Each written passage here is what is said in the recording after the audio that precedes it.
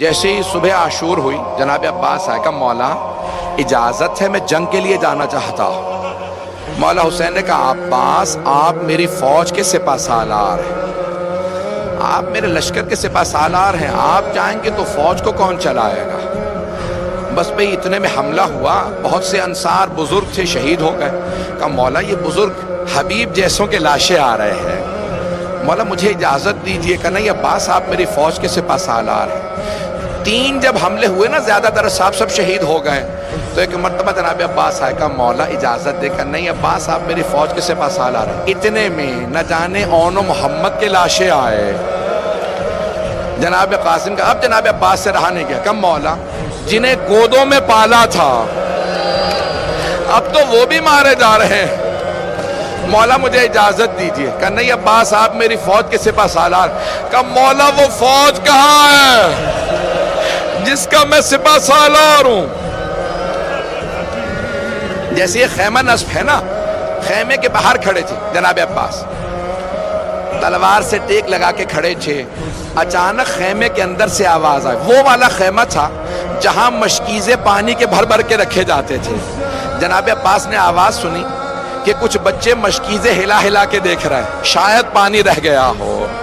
ایک بچی نے ایک مشکیزہ اٹھایا، مشکیزے پہ لب لگانے لگی، مشکیزہ پیشانی پہ رکھا شاید ٹھنڈک مل جائے۔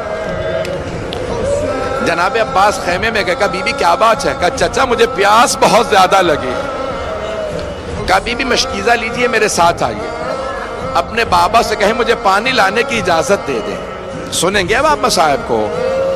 کہا بی بی اپنے بابا سے کہیں مجھے پانی لانے کی اجازت دے دیں۔ جناب سکینہ نے کہا بابا چچا سے کہیں مجھے پانی لا دیں۔ میں یہی کہوں گا نا، مولا نے کہا ہوگا عباس اب آپ ایسی سفارش لائے ہیں میں رد نہیں کر سکتا، عباس آپ کو اجازت ہے۔ لیکن یہاں پہ روکا جناب سید الشہداء نے۔ جناب عباس نے مشکیزہ کاندھے پہ رکھا، علم ہاتھ میں لیا، تلوار حمائل کی نیزہ ہاتھ میں لیا۔ کہا عباس آپ کو پانی لانے کی اجازت ہے، لیکن ایک بات سن لیجئے، جانے سے پہلے ذرا زینب سے مل لے جائے گا۔ جناب عباس اس خیمے میں آئے جہاں جناب زینب تھی، اندر نہیں گئے، باہر سے کھڑے ہو کے کہا بی بی الوداع، بی بی میں جنگ کے لیے جا رہا ہوں، پانی لینے جا رہا ہوں، جنگ کی تو اجازت نہیں ملی، پانی لینے جا رہا ہوں۔ جناب زینب نے کہا عباس جانے سے پہلے ذرا کچھ دیر کے لیے خیمے میں تشریف لائیے۔ جناب عباس آئے، جب آئے نا خیمے میں سر جھکا کے کھڑے ہو گئے، آنکھیں بند ہیں۔ جناب عباس بہت قد آور تھے، جناب زینب نے دونوں باہیں جناب عباس کے گلے میں ڈالی، گلے میں باہیں ڈال کے ایک جملہ کہا عباس ذرا میری طرف دیکھنا۔ جناب عباس کے آنسو بہنے لگے، بہت غیور تھے۔ جناب زینب 22 سال بڑی ہیں، پالا تھا جناب عباس کو، ہاتھوں میں پلے تھے، برداشت نہیں کر رہے تھے، جانتے ہیں بی بی پہ بڑا ظلم ہونا۔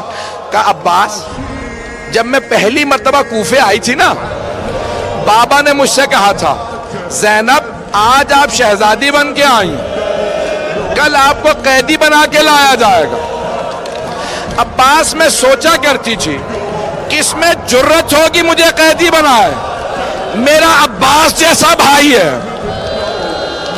لیکن عباس ابھی جب آپ نے کہا نا بی بی الوداع، مجھے یقین ہو گیا وہ وقت بڑا قریب ہے جب مجھے قیدی بنایا جائے گا۔ اجرکم اللہ۔ بس بے اب جناب عباس کی غیرت برداشت نہیں کرے، آنسو بہ رہے ہیں، خیمے سے باہر آئے، کہا بی بی مجھے معاف کر دیں۔ ایک بہت بڑے واعظ ہیں، بہت بڑے واعظ ہیں، وہ ایک جملہ کہتے ہیں کہ جب جناب عباس خیمے سے باہر نکلے، جناب زینب نے ساری بیویوں کو جمع کیا۔ جب میں یہ جملہ سوچتا ہوں میری کیفیت بدل جاتی ہے۔ ساری بیویوں کو جمع کر کے ایک جملہ کہا بیویوں میں پردے کی ضمانت واپس لے رہی ہوں،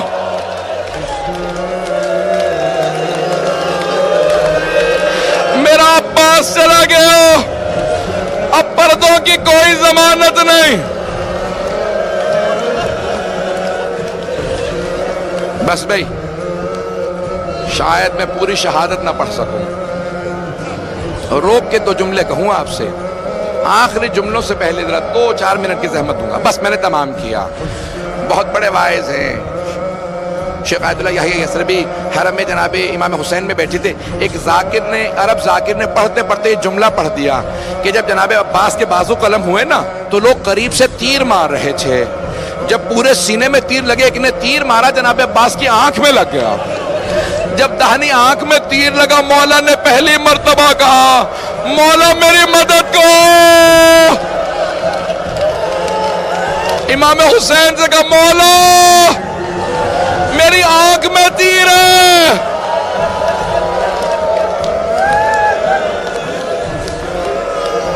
شیخ یحییٰ یثربی بے ہوش ہو کے گر گئے. جب ہوش میں آئے نا کہا ذرا بلاؤ ذاکر کو، کہا آئندہ یہ روایت نہ پڑھنا، پتہ نہیں روایت صحیح ہے نہیں ہے.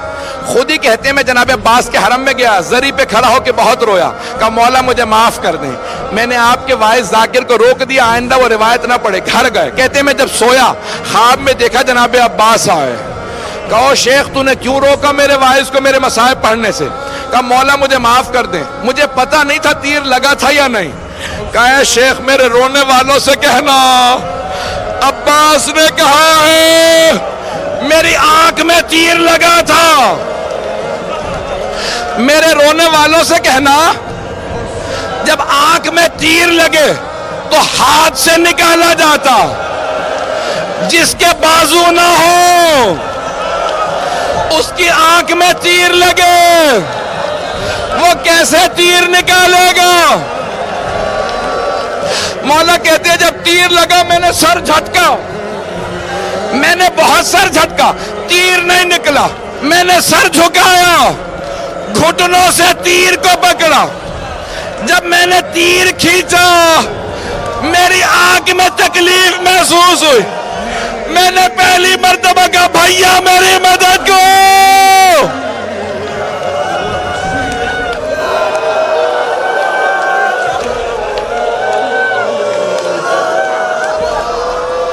بس میں میرے بھائی برداشت نہیں کر پا رہے، یہاں کوئی برداشت نہیں کر پا رہا. میں نے تمام کر دیا. ایک مرتبہ جیسے ہی آواز سنی سید الشہداء نے، زلجنا کو ایڑ لگا کہ مجھے عباس تک پہنچا دے. ایک مقام پہ زلجنا رکا، بس زیارت برآمد ہونے والی ہے. جناب سید الشہداء اترے، دیکھا زمین پہ بازو پڑا ہے، اٹھا کے سینے سے لگایا کہ یہ میرے عباس کا بازو ہے. پھر دوسرا بازو اٹھایا، آگے بڑھے. ایک مرتبہ جناب عباس کا سر اٹھا کے اپنے زانوں پہ رکھا. جناب عباس نے آخری جملہ کہا کہ مولا میری ماں نے مجھے بتایا تھا جب میں اس دنیا میں آیا میں نے سب سے پہلے آپ کی زیارت کی تھی. مولا میں دنیا سے جاتے میں آپ کی زیارت کرنا چاہتا ہوں، لیکن مولا میری ایک آنکھ میں تیر لگا ہے، دوسری میں خون بھرا ہے.